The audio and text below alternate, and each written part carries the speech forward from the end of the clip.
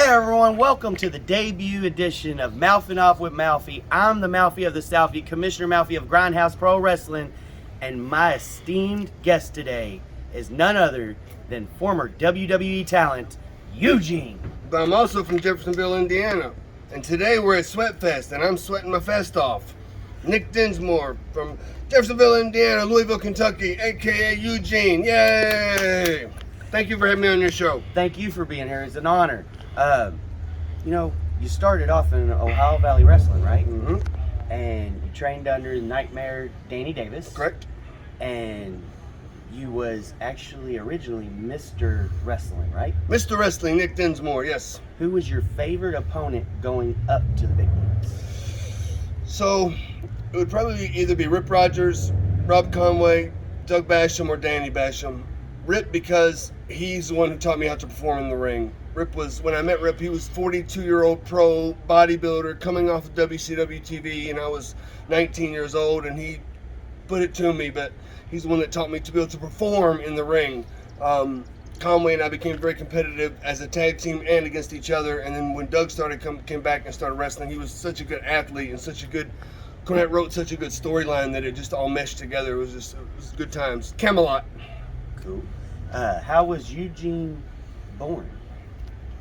So, Rip Rogers' son has autism, and Rip came to me one day and said, what if there was like a Rain Man character that might not be very social in the locker room, but when he gets on TV, he can do wrestling flawlessly because he's watched it his whole life. And there's supposed to be like a dimension of Eugene where he knows all the trivia and all the history, and he would know any fact, obscure fact like that. So Rip told me that, and I kind of mulled the idea over for a month or so, and in OVW, the agents would come down, like Arn Anderson, Fit Finley, Dean Malenko. I pitched it to them. I said, nah, wrestling's gone beyond that. We are more reality-based now. We don't really do that. Okay, so a couple months go by. I'm still at OVW. By that time, like Doug and Danny had gone up to Basham's. Rob had gone up, and a bunch of younger guys had come in. So I went from what I felt like was we were all in the locker room to all of a sudden it was the newer guys, and I was almost seen as a coach. You know, it became like not bad, but just a different dynamic for me. The writers come down. They didn't come down often. Pitched the idea to the writers. Vince would never do anything like that. No, okay, all right. So a couple months go by. I'd seen a lot of guys complain and then get called up. The squeaky wheel gets the oil. So I said, I think I'm going to quit, and then I'm going to try to go to Japan. Told Doug Basham this. I didn't know anybody in Japan. There'd be no way I could get there. I had a good job wrestling out of my hometown, on top, you know, in my own bed every night. But Doug told Dean Malenko. Dean Malenko tells Johnny Ace. Johnny Ace tells Vince McMahon. February 2004, I'm sitting in a meeting with Vince McMahon, and Stephanie was there also. Vince goes, I want to get back to character-based wrestling. And I just blurted out that idea. What about a Rain Man of wrestling? Rain Man of wrestling. Steve Austin walks in. He was back he did some little spot on TV, maybe on a Saturday Night's Main Event or something. Vince goes, Steve, you ever seen this guy wrestle? Steve goes, no, I don't think so. I said, well, Danny Davis trained me, Nightmare Danny Davis, because I knew that they were friends in Global. Steve Austin and Danny Davis. And he goes, oh, he's probably one of the best. And Vince goes, all right, let's start on Monday. And it was just, boom, I was right there. So they give me the character. I pitched the character. They said, okay, we're going to call it Eugene. They named Eugene. And they go, well, we kind of want to see you do it in front of a live audience. So I wrestled, before I was on TV as Eugene, I wrestled Lance Cade in St. Louis, Saturday afternoon. I remember it was when the Final Four was going on, because there was games that night, so we were like an earlier show, a 3 o'clock show or something. I'm so lucky that I wrestled Lance Cade, because Lance Cade was very good. He would be a world champion if he hadn't passed away. Lance Cade knew how to work with a gimmick wrestler. And Eugene came out and never been on TV. And in front of a WWE live event audience, generally, if they've not seen you on TV and don't know who you are, they're not going to cheer for you. And especially a gimmick character. And Lance was just so like, and he started picking on Eugene, not beating him up, just like a little picking on him. And then finally, something to cut him off and got all the heat. I got beat. The people were chanting Eugene's name at the end of the match. I came back through the curtain. Triple H, Stephanie, Fit Finley, out of their chairs, applauded. You embraced the character. You captured it. And I don't know how that magic happened. It was just something that really like formed, and there was something there. Eugene came out, and then when they paired me with William Regal, that was the icing on top of the cake, because Eugene was well written for it. Brian Gerwick, the writer, wrote well for Eugene. So, Big Show's movie, Knucklehead, that was Eugene's movie. What happened with that? Eugene. I got fired. So it just No complaints. So I think it was a good script, and Gerwick wanted to get the movie out, so they put it on Big Show, so it did well. But if it would have been Eugene, you probably I would have got paid more for it, yeah. What going down the roads? I'm pretty sure you got tons of big stories. Mm-hmm. But give me a couple of stories that people might not have heard from you. There's some of them that I really can't tell. I mean, there's still lawyers are trying to sort out right now some of the details of it. No, I'm just kidding.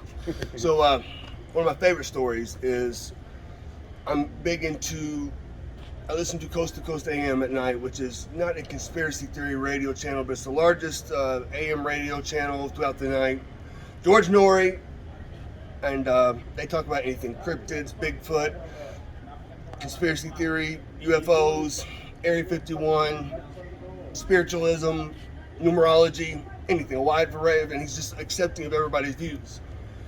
Before George Norrie, there was Art Bell. Art Bell was like, you could hear him smoking the cigarettes back in the day, like, okay, so we got this guy on Area 51, blah, blah, hard-hitting journalist. And he said there was a guy on that said, there are aliens inhabiting human bodies right now, and they can telekinetically think and understand our thoughts.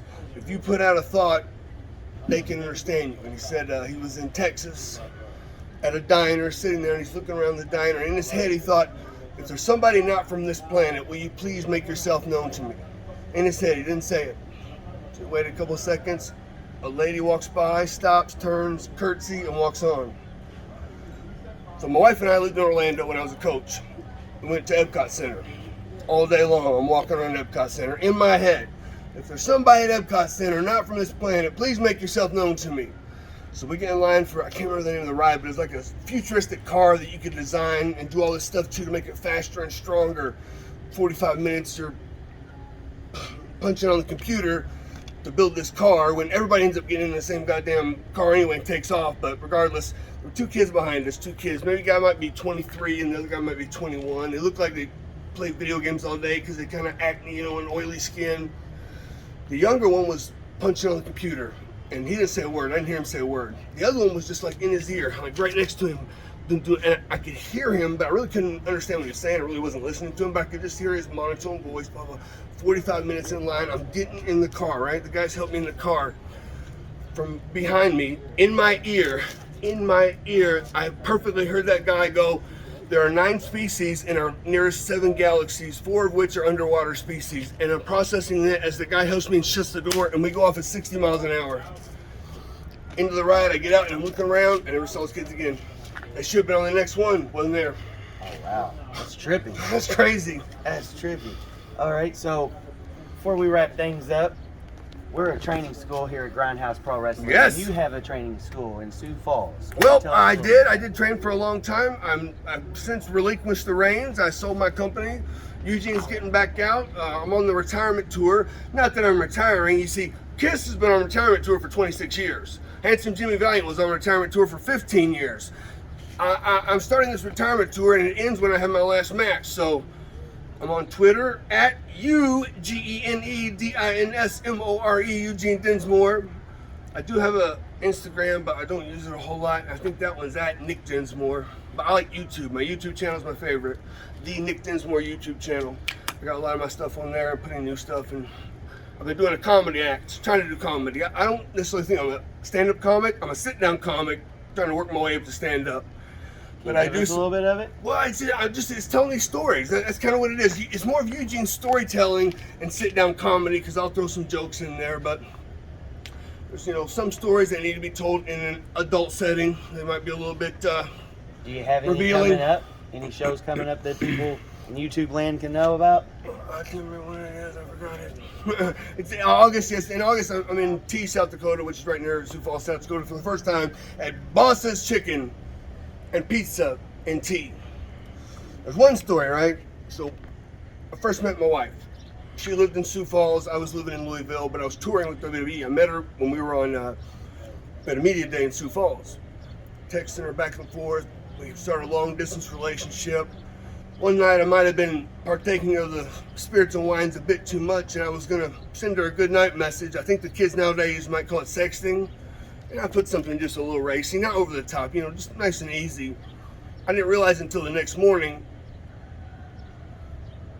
that Stephanie on my contacts list on my iPhone is right next to Shelton Benjamin. So when I get in the locker room, Shelton said I would not be putting anything in any part of his body. He would not be, it was kind of descriptive. I'm not going to really go to it, but those are the kind of stories that I tell on my comedy show. Well, that was really funny. That was really good. That's something I have not heard. And real quick, what do you think of Grindhouse Pro Wrestling here at 1416 Spring Street in Jeffersonville, Indiana?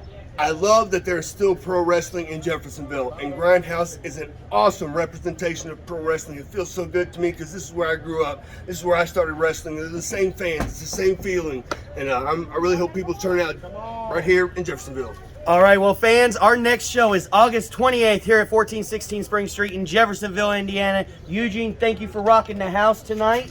I appreciate you. All right, brother. See you on down the road, brother. Yes, thank you. This has been Mouthin' Off with Malfy. We'll see you next time. Live the dream, join the grind.